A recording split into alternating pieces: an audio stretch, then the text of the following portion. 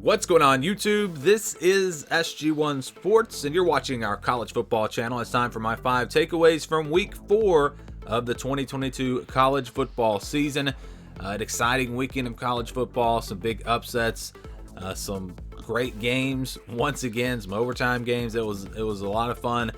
After Week 3 was kind of a little bit quieter, I felt like the season picked back up here in Week 4. Now that all the conference games are really getting going, the season, it's really here now. And let's just get to these takeaways. We'll start with the Big 12. The Big 12, it's wide open. That is my takeaway from Week 1. Right after my takeaway last week was that Oklahoma was the clear front runner. Now they lose to Kansas State. Obviously, that was a bad take last week. It was a bad take. And I say this every single year. We need 4 games. We need to get through Week 4 before we really know about these teams. And I've been wrong about a lot of things these first 3 weeks.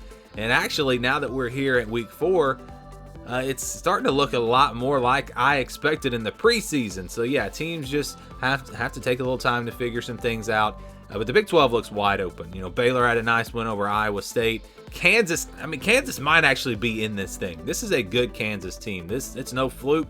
They beat Duke, and they look good doing it. That offense is really explosive.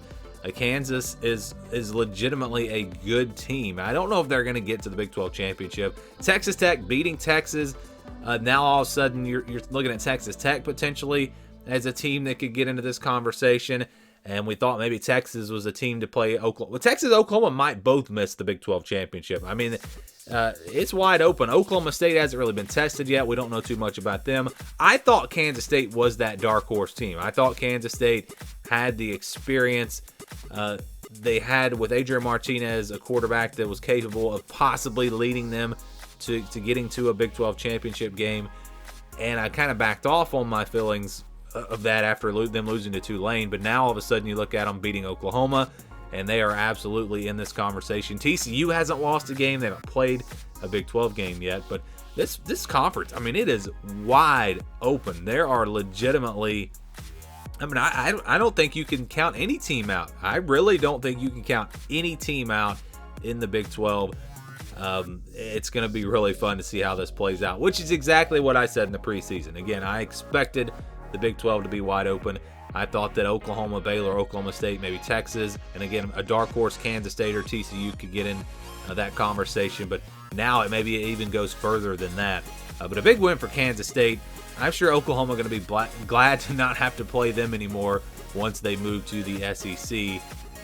Number 2, the Pac-12 is also wide open. So we saw USC get a big win over Oregon State. An impressive win because things weren't going great for them. Let's just be honest. They didn't play great, especially on the offensive side of the ball. But once again, their defense was opportunistic, making some big plays when they needed to.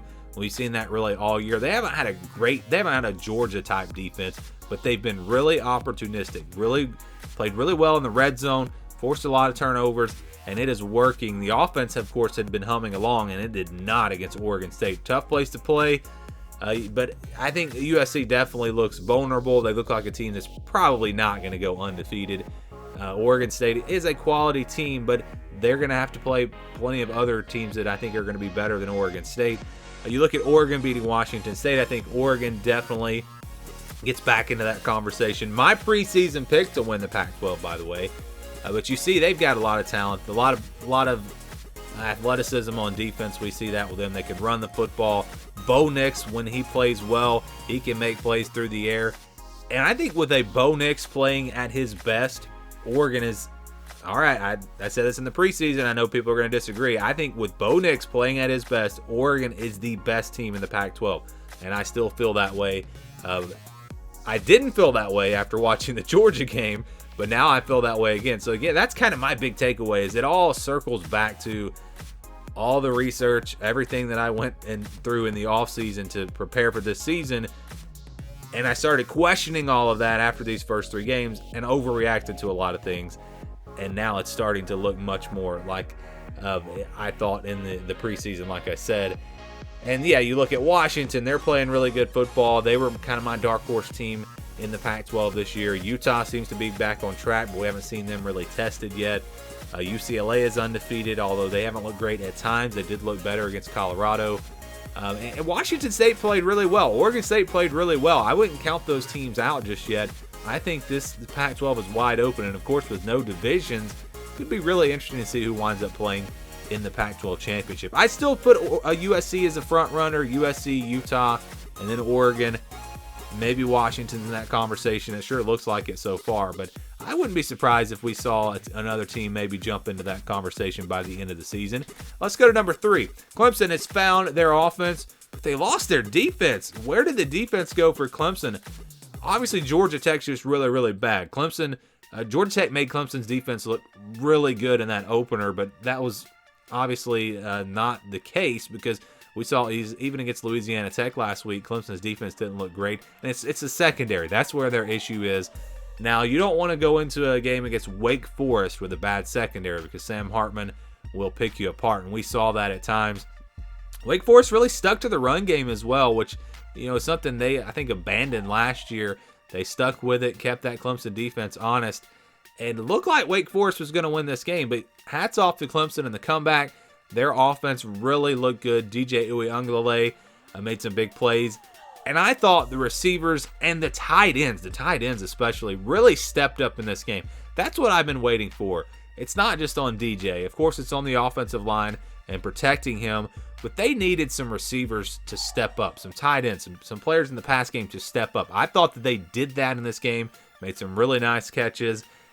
And Clemson now, again, has found their offense. But I'm concerned about the defense, and we'll talk about them a little bit more on my top 25 video and how that could possibly affect where this team ranks. But it's definitely a concern. Definitely a concern. Now, I know Wake Forest is a great offense, but look at the flip side of that. Wake Forest doesn't have a good defense, so maybe we're overreacting to the offensive side of this thing as well. I do think, though, that Clemson has found their offense. DJ has settled in. And they clearly look like the team to beat in the ACC. I wouldn't say that a team like NC State doesn't have a chance, maybe even Florida State, but the front runners, I think, are Clemson, and it's going to be everyone chasing them after this win over Wake Forest. Next up, Ohio State looks like a top-tier team after all. So after the Notre Dame game, we're kind of questioning things, especially after Notre Dame didn't look good the next couple of weeks. But let's start with Notre Dame. Notre Dame, I think, is still a pretty good team. Not a top 10 team, maybe not even a top 25 team, but I think we're starting to see them settle in a little bit. North Carolina is exactly who you want to play when your offense is struggling because they have a terrible defense, and Notre Dame found their offense. They got it going against the Tar Heels. The defense has been pretty strong for them all year long, so I think that was a decent win for Ohio State, whereas at the time I thought, maybe Ohio State's not very good because Notre Dame looks terrible, but Notre Dame's still a pretty good team. And it was game 1. I think that was an overreaction, just like a lot of the things that we've overreacted to. But Ohio State's found their offense. It's clear they've got one of the best offenses, if not the best offense in the country, which is exactly what we thought coming into this year. And that alone makes them a top 5 team. But now the defense is playing well. I know Ohio State fans they're not going to like this, but the fact still remains that Ohio State has not played a great offense, a real explosive offense. Notre Dame, not an explosive offense. Wisconsin, they have almost no passing game. So we still have not seen them play a great team or even a good team with a great offense. And so I don't know. I'm not saying Ohio State does not have a really good defense or a great defense, but we just don't know because we haven't seen it. They have a good defense. I think we've seen enough to know that Ohio State is improved from last year on defense. That is clear. They have a good defense. They have a great defense. It's hard to say right now. They might, and if they do, they're going to have a chance, I think, to win it all. I think they'll be right there with Georgia at the end of the season. If the defense is not improved that much, the offense still might give them a chance. And so that's why I think that Ohio State is a top-tier team. After thinking that maybe Georgia was in that tier all alone, Ohio State, I think, is now, we can say that Ohio State's right there with Georgia. Maybe they're still not as good as Georgia, but they are at least in that conversation. And maybe Alabama's back in that conversation as well. Let's go to the SEC now. Number 5 takeaway, the SEC is what we thought it was going to be. And if you look at things here after week 4 and you look at the whole landscape of the SEC, And if you do a power rankings video, which I will do an SEC power rankings video, that'll be posted later today on the SEC channel at the Voice of College Football if you want to check that out. But if you look at the power rankings, and I've made my list. I haven't done the video, but I made my list. And if you look at those power rankings, it is very, very, very, very similar to the preseason power rankings because things are starting to settle down. Alabama is looking like the team to beat in the SEC West. Alabama and Georgia at the top. And then there's kind of everyone else. Tennessee, Florida, they look fairly even, but everyone thought that Tennessee and Kentucky were probably the teams chasing Georgia in the East. That's what it looks like now. Texas A&M climbing back towards the top of the West with Arkansas, with LSU, with Ole Miss, even Mississippi State. At the bottom, you see Auburn and Missouri struggling. That was a terrible game to watch. Auburn very fortunate to win that game. Vanderbilt, I think, still at the bottom. We saw that they cannot compete with an Alabama. So the SEC is really just, it's looking like it's going to go exactly how we thought. Alabama and Georgia most likely going to meet in the SEC championship. I do feel more confident, though, that Alabama might lose a game now just because Tennessee, if a team is going to get into the conversation with Georgia and Alabama, I think it is Tennessee because of their offense. The defense is still not great, but I think it's improved enough to where they're going to have a chance maybe in a game at home against Alabama, maybe even a chance against Georgia. So Tennessee's probably that team. Really impressed with their win over Florida. But it still kind of feels like it's Alabama and Georgia, even though Alabama might slip up and lose a game. Texas A&M with Max Johnson, I think, is much better. The fumble play, really, if you don't make that play, Arkansas beats Texas A&M. I don't think there's any doubt about it. So they were pretty fortunate, although give them credit for making that play.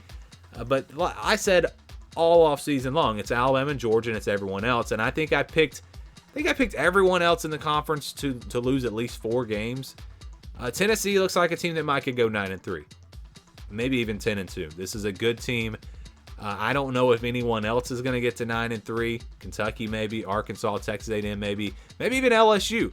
They're starting to hit their stride. So it's a wide open race, I think, behind Georgia and Alabama.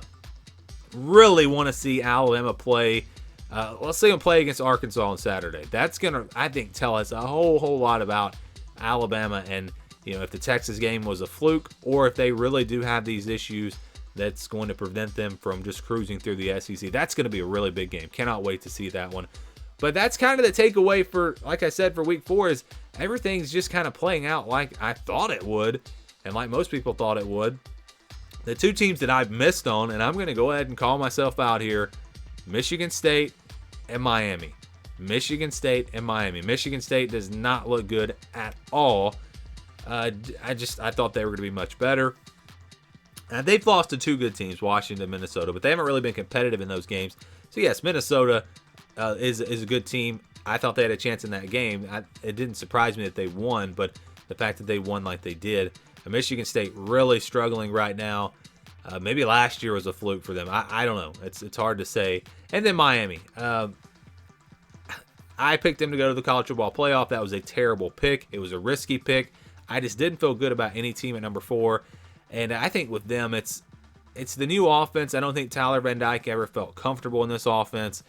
And it's just a mentality that you've got to, you cannot go into a game. Miami should beat Middle Tennessee 10 out of 10 times. I'm sorry. I know this is a pretty good group of 5 team, but Miami, much, much more talented. Was there a hangover there from the loss to Texas A&M? I don't know.